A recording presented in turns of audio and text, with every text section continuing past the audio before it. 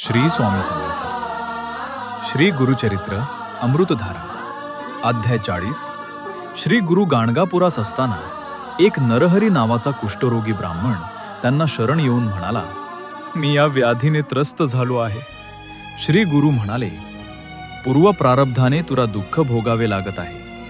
मी सांगतो तसे कर, तू व्याधीमुक्त होशील.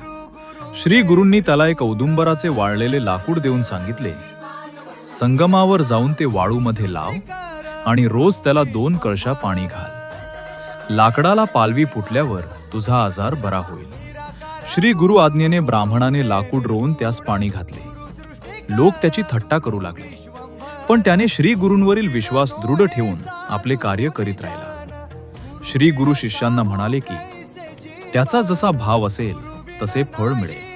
श्री गुरु संगमावर पोहोचले असता ब्राह्मणाची भक्ती पाहून श्री गुरु प्रसन्न झाले व त्यांनी कमंडलूतील जल त्या लाकडावर शिंपडले. तेव्हा लाकडाला पालवी फुटली आणि ब्राह्मणाची व्याधी तात्काळ दूर झाली. त्याने श्री गुरूंची स्तुती केली. श्री गुरूंनी त्याचे नाव योगेश्वर असे ठेवून त्याचा गौरव केला. ब्राह्मणास पिढ्यानपिढ्या वेदशास्त्र संपन्नतेचा आशीर्वाद दिला. श्री गुरुचरणार्पणमस्तु.